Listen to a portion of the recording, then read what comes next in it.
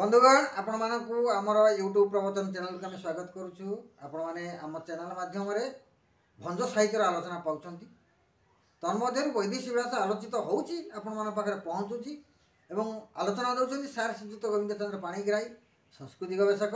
बर्तमान आम आउ गोटे पदर आलोचना करवा सार तार तत्व आम पाखरे प्रकाश करेंगे। से पर्यंत आपण मैंने जो मैंने आम चैनल को सब्सक्राइब करना दयाकोरी सब्सक्राइब करनियंतु, बेल आइकन दबांतु, लाइक कमेंट शेयर करूँ। सार स्वागत करूँ। सर आपको स्वागत धन्यवाद।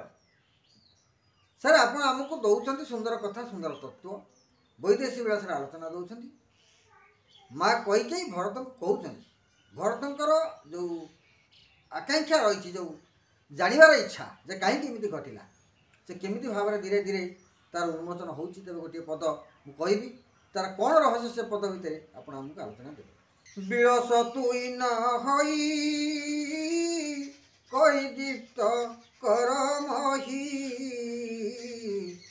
श्रवण रे से भरत भासे रे बोली बाकी माता तुम्हें राहु खेले आरंभे पर्व काले बेनी कूल ग्रास जे। এই जो कथा भंज उल्लेख कले माँ कहले माँ कथा शुणा भरत तार उत्तर देते कौन ए पद भर रहस्य अच्छी तार उन्मोचन सारे करेंगे। आपण मैंने धैर्य सहित शुणी नि। ओम श्री परमात्मने नमः। भाई माने माँ माने आपण मानक आम चैनल को स्वागत करुछु। पूर्व अध्याय रे आपण माने सुनिथिले कैकेयींकर भरत को बुझेबा छल एकदम मर्मस्पर्शी कवि सम्राट भाषार जुक्ति केड़े मार्मिक भाव में कवि सम्राट दुईटी चरित्र सुंदर भाव में उपस्थापन कर गोटाए पटे दशरथ चरित्र जलावर्त उदाहरण दे अन्य पटरे कैकेयी चरित्र यही दुई चारि पदरे ये दुईटी चरित्रर मार्मिक उपस्थापना कर। एबे आसंतु भरत कले कौन। भरत माँ को मुह को चाहिए कहले माँ जहाँ तो कल कल जहाँ करदेल तार वर्तमान प्रतिकार सहज नुहे हेले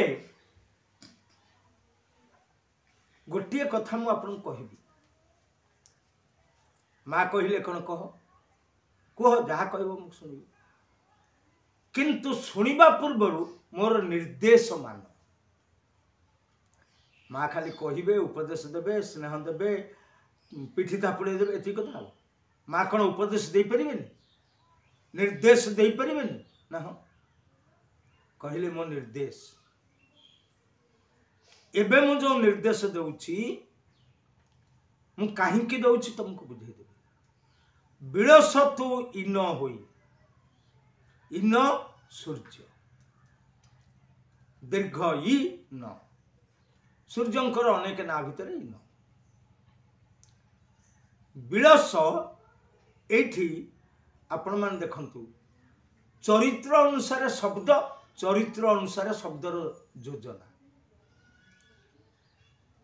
ब दरकार तो वैदेशिक विलास अनुसार हुए तो कैकेयी कहते बापरे तू इन होई अड़ुआ कौन होता कहले कौन अड़ुआ होता किंतु केड़े सुंदर भाव में गोटे शब्द देले विलास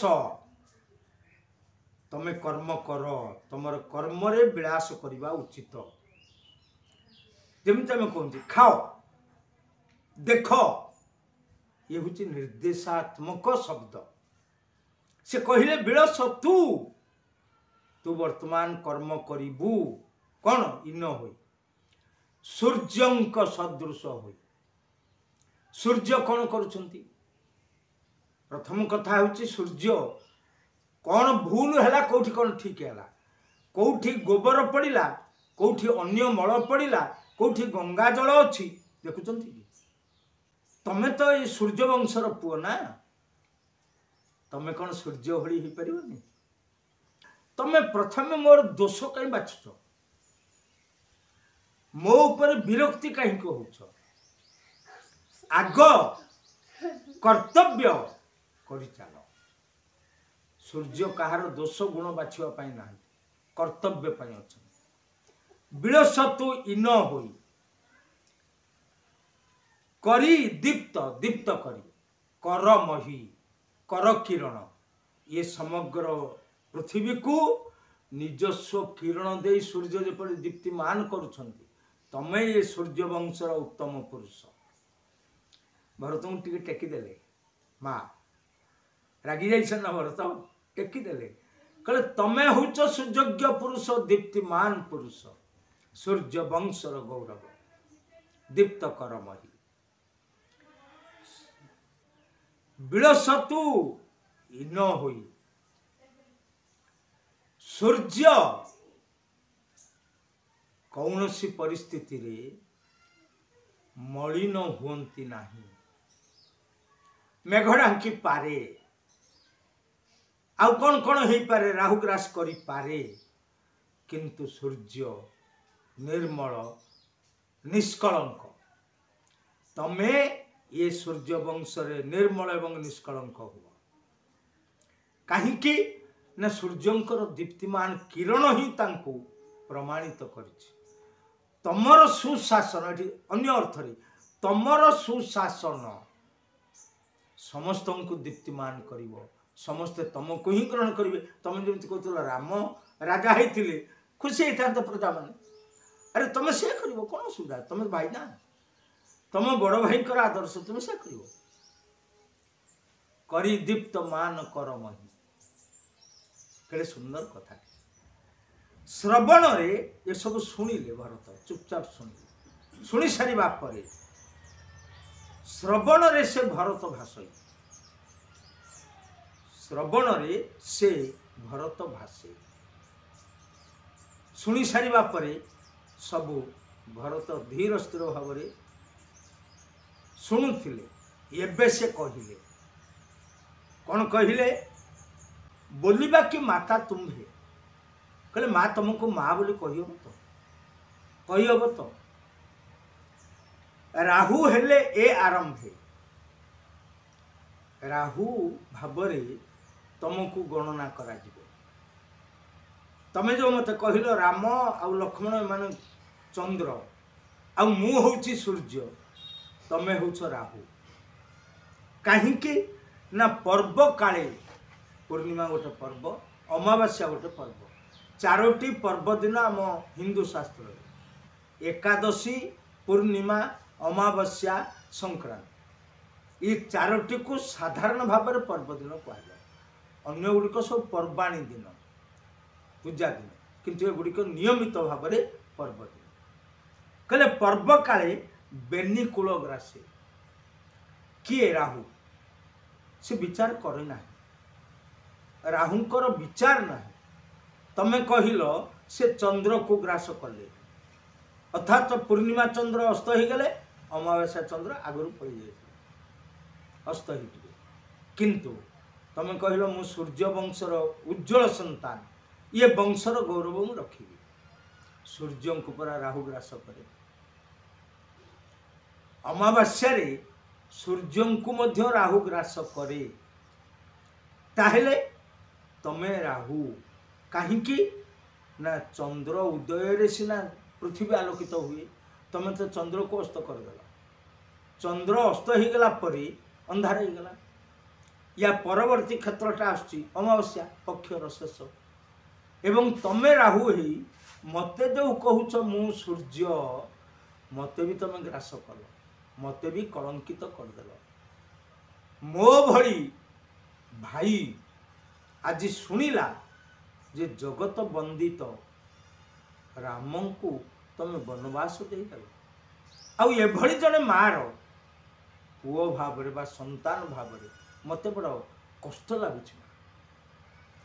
तेणु मोर इच्छा होची तुमको दुनिया रे केही माँ कही पारिबे कि ना, मु विश्वास कर, कारण जो माँ राहु भली कार्य करती से केबे हेले मातृपदवाच्य नहीं। तेणु यही क्षेत्र में भगवान रामंकर अनुपस्थिति रे माँ कैकेयींकर जेते उत्सुकता थिले मध्य भरतन को जेभली भाव में बुझेबा थिले मध्य किंतु भरतंकर वाक्य स्वतंत्र भाव में बदलीगला तंकर प्रतिक्रिया प्रबल होछि से हुए तो माँ को कौन गुरुतर शास्ति दे न पारती किंतु बाक्शक्ति रे तांको आघात देले से कवि सम्राट भंज केड़े सुंदर भाव में गोटे शब्द नेले राहु आपण देखंतु राहु जेतेबेले चंद्र बा सूर्य को ग्रास करती कौन पृथ्वी गोटे बोमा फुटे